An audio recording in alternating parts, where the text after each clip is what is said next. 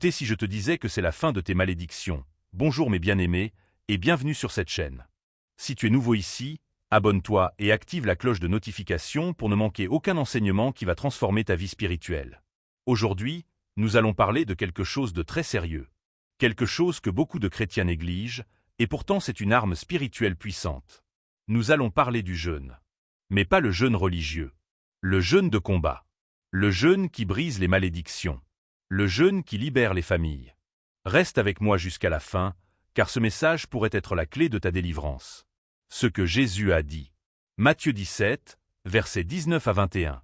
Les disciples viennent vers Jésus en privé et lui demandent « Pourquoi n'avons-nous pu chasser ce démon ?» Et Jésus leur répond quelque chose de crucial. Cette espèce de démon ne sort que par la prière et par le jeûne. Écoutez bien, mes bien-aimés. Jésus n'a pas dit peut-être. Il n'a pas dit si tu as le temps. Il n'a pas dit si ça te convient. Il a dit cette espèce de démon ne sort que par la prière et par le jeûne. Ce n'était pas un jeu. Ce n'était pas une suggestion. C'était une vérité absolue. Il y a des démons que tu ne pourras jamais chasser par la prière seule. Il y a des combats spirituels que tu ne gagneras jamais sans jeûner. Et aujourd'hui, je veux te dire quelque chose de très sérieux. Celui qui ne jeûne jamais laisse les démons puissants agir contre sa vie, contre sa famille, et contre son élévation spirituelle. Tu peux prier tous les jours. Tu peux aller à l'église chaque dimanche. Tu peux être rempli du Saint-Esprit.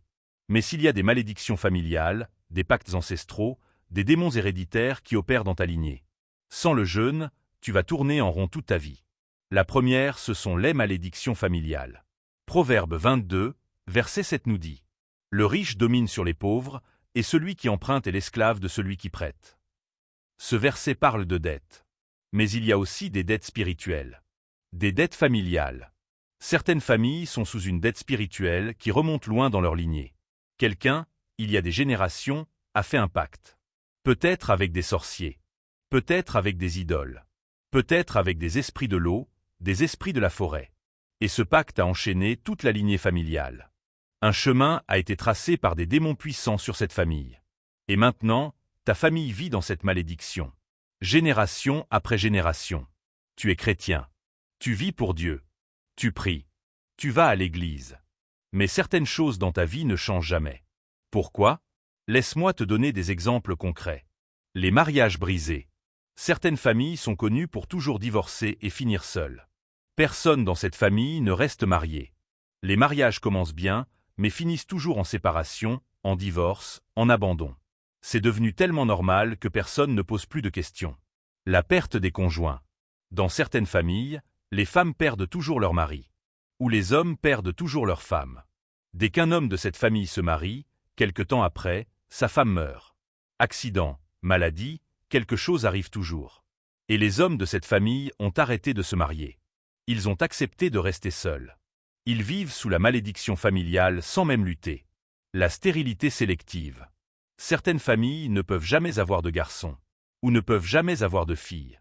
Tous les garçons meurent en bas âge. Ou toutes les filles meurent. Depuis des générations, cette famille n'a que des filles. Ou que des garçons. Et ceux du sexe manquant ne survivent jamais. L'échec académique et professionnel. Certaines familles sont connues pour ne jamais finir l'université. Pour ne jamais devenir quelqu'un d'important. Et si quelqu'un y arrive, c'est avec une difficulté extrême, par des prières intenses. Et souvent, cette personne meurt avant que la famille puisse jouir de son succès. Les voyages bloqués. Dans certaines familles, personne ne voyage. Personne ne quitte le pays. Personne ne va plus loin que sa ville. Toutes les tentatives de visa échouent. Tous les projets de déplacement sont bloqués. L'immoralité sexuelle. Certaines familles sont marquées par le fait que toutes les femmes ou LRS, hommes ont plusieurs partenaires sans jamais se marier. Ou les femmes de cette famille ne restent jamais avec un homme. Ou toute la famille finit par devenir gay ou lesbienne après un certain âge. Mon frère, ma sœur, si tu vis ceci, si tu regardes ta famille et tu vois ces schémas qui se répètent génération après génération, si quelque chose d'anormal est devenu tellement normal que personne n'ose plus en parler, si on te dit « personne dans cette famille ne fait ceci ou cela », c'est comme ça. Accepte-le. Alors écoute-moi bien. Tu as besoin de sacrifier ton corps pour renforcer ta spiritualité et délivrer ta famille. Tu as besoin de jeûner. La deuxième, ce sont les combats personnels. Peut-être que tu regardes cette vidéo et tu te dis Mais moi, je ne vois pas de malédiction familiale évidente. Alors laisse-moi te parler de combats personnels. Tu vois les gens autour de toi devenir quelque chose. Se marier. Avoir des enfants. Progresser dans la vie. Mais toi, tu rentres dans l'âge, et tu ne fais rien de sérieux. Tes prières marchent toujours pour les autres choses, mais pas sur ces plans-là. Ce plan du mariage. Ou ce plan des enfants. Ou ce plan de carrière. Tu pries, mais rien ne bouge. Et tu ne jeûnes jamais. Tu attends la délivrance de Dieu, mais tu ne fais pas ta part. Quand tu regardes dans ta famille, beaucoup finissent sans vie, sans enfants, sans rien faire de bon. Ma sœur, mon frère, jeûne. Je te le dis avec toute l'autorité spirituelle, apprends à jeûner. Jeûne jusqu'à ce que Dieu te montre le démon qui opère. Jeûne jusqu'à ce qu'il te révèle le pacte ancestral. Jeûne jusqu'à ce que ce pacte soit brûlé dans le monde spirituel. Jeûne jusqu'à ce que ta famille commence à se relever. Et continue de jeûner pour de nouveaux projets sur ta famille. Laisse-moi te donner un exemple très sensible mais réel. Tu es chrétien, mais tu vois beaucoup de personnes homosexuelles dans ta famille. Et toi-même, tu commences à sentir que tu deviens sensible aux personnes du même sexe. Mon frère, ma sœur, ce n'est pas normal. Ce n'est pas ton identité. Ce n'est pas qui Dieu t'a créé pour être. Un démon opère dans ta famille, et tu fais partie de ses cibles. Tu dois comprendre une chose. Tout chrétien doit jeûner et prier sans cesse pour la victoire parfaite. Les disciples suivaient Jésus. Ils pouvaient chasser des démons. Ils pouvaient guérir des malades. Ils croyaient. Mais face à un certain démon, dans Matthieu 17, ils ne pouvaient rien faire malgré tout cela. Pourquoi? Parce que ce démon ne sortait que par la prière et le jeûne. Il y a des combats qui peuvent être là, mais tu ne peux rien y faire sans jeûner. La troisième, ce sont les malédictions par alliance matrimoniale. Maintenant, parlons du foyer. Tu es marié. Et depuis ton mariage, quelque chose a changé. Ta vie spirituelle a basculé. Tes affaires ont basculé. Tu tombes souvent malade. Tu te poses cette question, pourquoi? Voici la vérité que beaucoup ne veulent pas entendre. Certaines familles sont sous une malédiction, et quand tu entres dans cette famille par le mariage, tu tombes aussi sous cette malédiction. Tu portes maintenant la croix que portait ton compagnon ou ta compagne de vie. Tu entres dans une alliance maudite qui devient tienne par le mariage.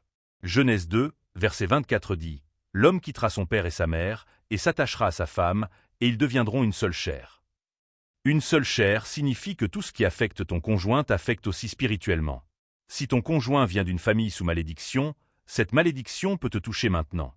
Si ton conjoint a un mari spirituel ou une femme spirituelle dans le monde des ténèbres, ton mariage devient un problème constant.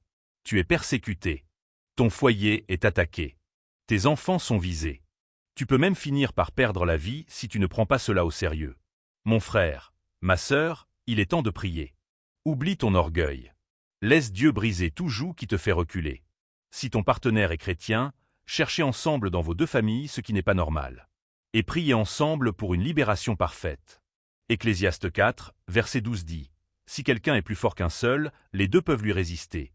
Et la corde à 3 fils ne seront pas facilement. » Un combat à 2 se gagne, parce que Dieu est là comme le 3e fil. Mais vous devez jeûner ensemble. Prier ensemble. Combattre ensemble. Parlons maintenant sur comment jeûner pour la délivrance. Maintenant que tu comprends pourquoi tu dois jeûner, laisse-moi te dire comment jeûner. 1. Commence par l'examen spirituel. Avant de jeûner, examine ta vie. Regarde ta famille. Qu'est-ce qui ne va pas? Qu'est-ce qui se répète génération après génération? Qu'est-ce qui dérange, soit dans ta famille, soit dans ta vie personnelle? Identifie le combat. Nomme l'ennemi. Cible la malédiction. Tu ne peux pas combattre ce que tu ne peux pas identifier. 2. Fixe une période de jeûne. Le jeûne n'est pas une compétition. Ce n'est pas pour impressionner les gens. Commence par ce que tu peux faire.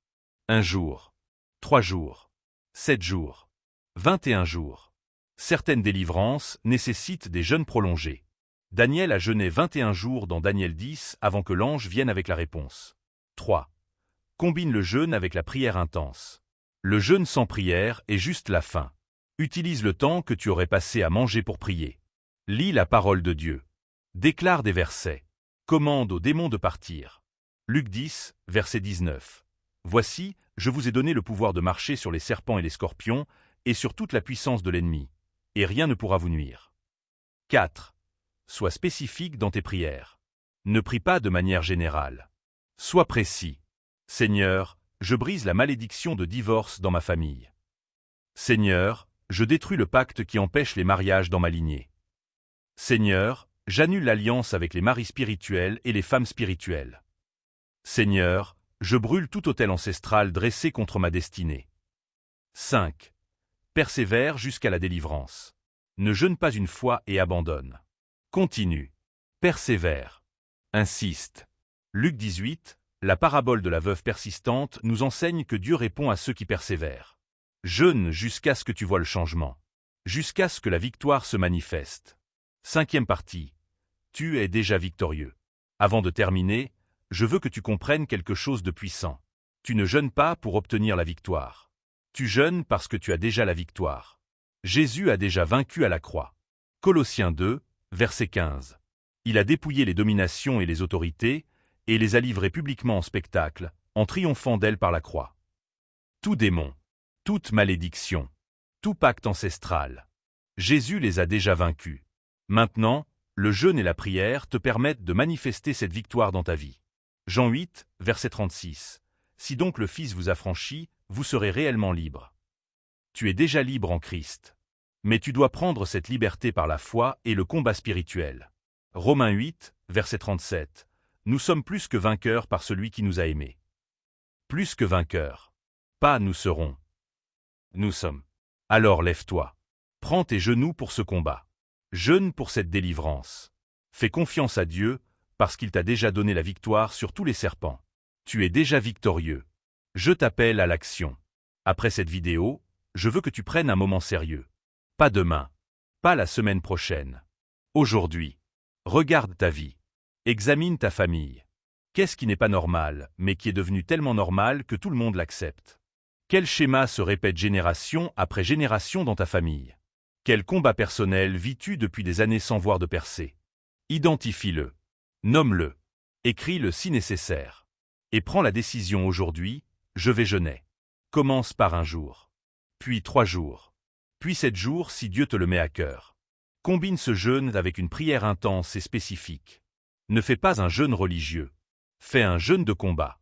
Un jeûne qui dit au diable, assez, c'est assez. Cette malédiction s'arrête avec moi. Un jeûne qui déclare, ma famille sera libre. Mes enfants ne porteront pas ce joug. Et je te promets, sur la base de la parole de Dieu, que tu verras la délivrance. Tu verras les chaînes se briser. Tu verras ta famille se relever. Tu verras des portes s'ouvrir qui étaient fermées depuis des générations. Parce que Dieu est fidèle. Et sa parole ne revient jamais à lui sans effet. Si ce message t'a touché, dis « Amen » dans les commentaires. Partage cette vidéo avec quelqu'un qui a besoin de cette révélation sur le jeûne et la délivrance. Si tu ne l'as pas encore fait, abonne-toi à cette chaîne et active la cloche de notification pour plus d'enseignements bibliques puissants qui transformeront ta vie. Et surtout, n'oublie pas, le jeûne n'est pas une option. C'est une arme. Utilise-la. Que Dieu te bénisse et te fortifie dans ce combat spirituel. Au nom puissant de Jésus-Christ. Amen.